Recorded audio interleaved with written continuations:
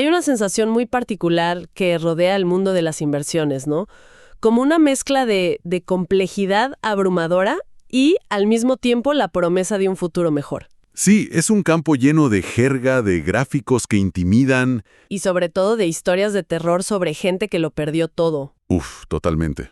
Hoy vamos a examinar un enfoque para superar justamente esa barrera. Tenemos en nuestras manos las notas de una clase exploratoria que dio el coach financiero Alex Ransell. Y lo interesante es el perfil de la gente que asistió. Sí, exacto. Profesionales de Estados Unidos, de Venezuela, Colombia, España. Y la mayoría se definía a sí misma como nivel bebé en inversiones. Ujú. Y ese es nuestro punto de partida. No para repasar los conceptos básicos que, nuestra audiencia ya conoce, sino para analizar la psicología y la estrategia que se usó ahí. Para llevar a este grupo del miedo a la acción, Justo, el objetivo es destilar esos principios fundamentales que se enseñaron, pero también leer un poco entre líneas. Entender por qué, con tanta información disponible, tanta gente sigue paralizada. de acuerdo. Entonces, analicemos la primera pieza. El punto de partida de la clase fue la pregunta más obvia. ¿Por qué invertir? Y la respuesta fue unánime, según las notas. La inflación. Un concepto que todos entendemos, pero que a veces me pregunto si no se ha vuelto ya como ruido de fondo. Totalmente. Y creo que el enfoque de la clase fue precisamente ese, sacarlo de ser un simple dato económico y convertirlo en algo personal, tangible. A ver, No se detuvieron en explicar qué es la inflación, sino en su efecto. O sea, el dinero en una cuenta de ahorros es un activo que se deprecia. Punto. claro. Y usaron ejemplos actuales de España y Estados Unidos para recalcar que no es un problema lejano o teórico. Es una pérdida real de poder adquisitivo, mes a mes. Es como tener un coche con una fuga lenta de gasolina, que no te das cuenta hasta que te quedas tirada. Esa es la analogía perfecta. Y aquí las notas revelan un detalle que a menudo se pasa por alto. ¿Cuál? No es solo que los bancos paguen un interés mínimo. Lo que se discutió es cómo esas mismas instituciones toman nuestro capital Nuestro dinero. y lo ponen a trabajar en los mercados para ellos. Entonces la lección no era invierte como el banco, sino entiende que tu dinero quieto es el combustible para las ganancias de otro. ¡Wow! Eso es un cambio de perspectiva muy fuerte. Fundamental. Dejas de ser un espectador pasivo. Y además se añadió otra capa de urgencia que me pareció muy relevante, la geopolítica. Ah, sí, lo vi en las notas. Un asistente de Venezuela con una experiencia muy directa en devaluación trajo a la mesa la discusión sobre la pérdida de poder del dólar a nivel global, Lo que convierte la inversión ya no en una herramienta de crecimiento. sino en una estrategia de defensa, casi obligatoria. Entendido. El argumento contra no hacer nada es demoledor. Pero, entonces, la pregunta se cae de madura. Si es tan obvio, ¿por qué esa clase estaba llena de gente que no había empezado? Exacto. Las notas dicen que el problema no era el capital, que se puede empezar con solo $5. ¿Cuál era el verdadero obstáculo? Eran dos barreras, y aquí es donde el análisis se pone interesante, puramente emocionales. Primero, la sensación de no saber lo suficiente. El síndrome del impostor. Algo así. Y segundo, el miedo a equivocarse. Y la clase propuso un marco de 3 pilares para derribar esto.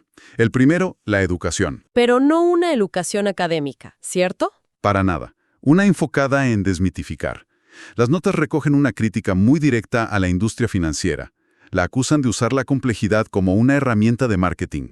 Para que la gente sienta que no puede manejar su propio dinero. Exacto.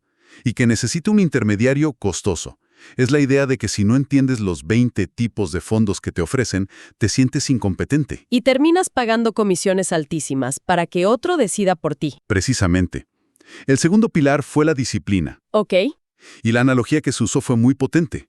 Trata la inversión mensual como si fuera el pago del alquiler. O de Netflix. Como un débito automático. Es una obligación contigo mismo que no se negocia. Elimina la decisión mensual de invierto o no invierto, que es donde la emoción y el miedo suelen ganar. Eso tiene mucho sentido. Lo convierte en un hábito. Pero me lleva al tercer pilar que mencionan, la paciencia. Y aquí es donde creo que mucha gente se estrella. Vivimos en la era de la gratificación instantánea. Y se atacó ese punto de frente. Se criticó duramente la cultura de los gurús de Instagram que muestran capturas de pantalla con ganancias de miles de dólares. Sí, pero nunca revelan el capital invertido ni el porcentaje. Justo eso. Una ganancia de $10,000 es espectacular si invertiste $20,000. Es un desastre si invertiste 2 millones. Claro. El mensaje fue, esto no es un casino para hacerse rico rápido. Es un plan para construir riqueza de forma lenta y, por eso mismo, segura. Claro. Y esa construcción lenta se basa en el santo grial de las finanzas, el interés compuesto. La octava maravilla del mundo según Einstein. Pero el problema con el interés compuesto es que en teoría suena genial, pero en la práctica los primeros años son increíblemente lentos, frustrantes. Lo son. Y por eso, en la clase, en lugar de solo definirlo, usaron simulaciones para hacerlo visual. A ver, cuenta. El primer escenario fue, invirtiendo $500 al mes en un fondo que replique el S&P 500 con su rendimiento histórico del 12% anual, ¿cuánto tardarías en llegar al millón? La pregunta del millón, literalmente. La respuesta, 33 años. Un momento, 33 años suena una eternidad. Imagino que más de uno en esa clase pensó, para eso, mejor sigo trabajando. Por supuesto, pero la contrapregunta fue inmediata. ¿Cuántos años pasas trabajando para una empresa, construyendo el sueño de otro? Es un periodo de tiempo muy similar. Buena reflexión. La diferencia es que aquí el capital trabaja para ti incluso mientras duermes. Pero la simulación que de verdad causó impacto, según las notas, fue con un ETF tecnológico, el QQQ. Vale, cuéntame ese ejemplo. Se planteó un escenario real. Alguien que hubiera empezado con $100 y aportado 300 mensuales. Ok, ¿cifras muy accesibles? Después de 9 años, su capital se habría convertido en $295,000. Nada mal. Pero aquí vino el golpe de efecto. ¿Qué pasó? Se extendió el plazo solo 5 años más, hasta los 14 años. La cifra no creció de forma lineal. Se disparó a $523,000. Casi se duplicó en esos últimos 5 años. Exacto. Ahí está la famosa curva de palo de hockey. Los primeros años son casi planos y de repente el crecimiento se vuelve vertical. Ese disparo visual es lo que ayuda a la gente a superar la frustración inicial, me imagino. Claro. La magia ocurre cuando el dinero que ganaste el año pasado empieza a generar sus propias ganancias. Es un ejército de pequeños soldados trabajando para ti. Y la lección no es solo matemática, es de comportamiento. Totalmente. Tienes que ser capaz de aguantar esos primeros años aburridos para llegar a la parte emocionante.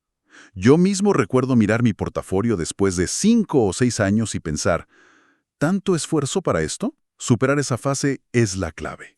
De acuerdo. La estrategia es clara. Disciplina, paciencia, interés compuesto. Pero, ¿con qué herramientas? La clase recomendó un vehículo de inversión específico para empezar. Sí, los ETFs.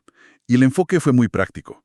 Asumiendo que la audiencia ya sabe qué es un ETF, la discusión se centró en el por qué es la herramienta ideal para un principiante. Y la razón principal fue la diversificación, imagino. Sí, pero no solo como concepto técnico, como mecanismo de gestión del riesgo y sobre todo de la emoción. ¿A qué te refieres con gestión de la emoción? A que evita el pánico. Si tienes todo tu dinero en una sola acción y esa empresa anuncia malos resultados, puedes ver tu capital caer un 20% en un día. Una experiencia aterradora. Que puede hacer que vendas en el peor momento y no vuelvas a invertir nunca más. Con un ETF de 500 empresas, el mal día de una sola compañía apenas se nota. Las notas mencionan una comparación directa que se hizo. Sí, que en una corrección del mercado, una acción individual popular podía caer un 33%, mientras que un ETF amplio del sector solo cayó un 16%. Esa diferencia no es solo numérica, es la diferencia entre dormir por la noche o no. Justamente. Ahora, lo interesante fue el debate que surgió sobre la selección. Se contrastó un ETF pasivo que siga el S&P 500 como el BOO, con uno de gestión activa como el famoso ARKK. ¿Y la conclusión fue? Que para el 99% de los principiantes, la estrategia aburrida de seguir pasivamente al mercado es paradójicamente la que genera resultados más consistentes a largo plazo. Claro, menos comisiones y no estás apostando a que un gestor es más listo que todo el mercado. Exacto, algo que estadísticamente casi nunca ocurre de forma sostenida. Entiendo. Empezar con lo simple y probado. Ahora, las notas mencionan brevemente las criptomonedas, calificándolas de tema delicado. ¿Qué se dijo? Se abordó con muchísima cautela. La recomendación principal se centró en Bitcoin, al que se refirieron como el rey o el oro digital. Un activo de reserva de valor. Sí, pero la mayor parte del tiempo no se dedicó a su potencial, sino a sus riesgos operativos.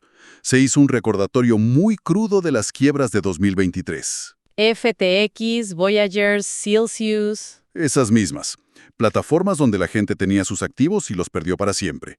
El famoso Not Your Keys, Not Your Coins. La advertencia fue tajante entonces. Sí, dejar tus criptoactivos en un exchange no regulado es un riesgo inaceptable. Lo cual nos lleva a la parte más práctica de la clase. Cómo pasar de la teoría a la acción. Se mencionaron plataformas como Robinhood o Interactive Brokers. Pero más allá de los nombres, ¿cuál fue el mensaje central? Que la accesibilidad de hoy es una bendición y una maldición. Es fácil empezar, pero también es fácil cometer errores graves. Por eso el énfasis en los brokers regulados. Casi obsesivo. Se mostró en vivo cómo entrar a la web de una plataforma y buscar el logo y la certificación del SIP-SC en Estados Unidos. Se dejó claro que si un broker no tiene esa protección, es una bandera roja gigante. Es el cinturón de seguridad. No esperas tener un accidente, pero no conduces sin él. Exacto. Hay otro punto en las notas que me llamó la atención. Un cambio de mentalidad que se propuso. Dejar de pensar en montos de dinero y empezar a pensar en porcentajes. Sí, y surgió de un caso real en la clase. Una participante compartió, con algo de timidez, que había ganado $8.50. Que a primera vista suena muy poco. Claro, pero el coach le pidió que calculara qué porcentaje de su inversión era esa ganancia. El resultado fue un 6.2%. En un solo día. En un día. Y ahí todo cambió. Una rentabilidad del 6.2% en un día es algo que los mejores gestores de fondos del mundo soñarían con tener. Es una forma de validar el proceso, no el resultado inmediato. El principio es el mismo con $100 o con $1 millón. Exacto. Te enseña a enfocarte en la calidad de tus decisiones. Y esto se conectó con la idea final de la clase, la personalización. Que no hay una receta mágica. Para nada. La estrategia correcta depende de tu edad, de dónde vives, de tus deudas, de tus metas. ¿Se dio algún ejemplo concreto de esa personalización? Sí, claro. Se planteó el caso de una persona joven, de 25 años, en Estados Unidos. Para ella, la estrategia óptima podría ser invertir agresivamente en ETFs de crecimiento dentro de una cuenta de retiro libre de impuestos, una Roth IRA. Porque su horizonte temporal es larguísimo. 40 años.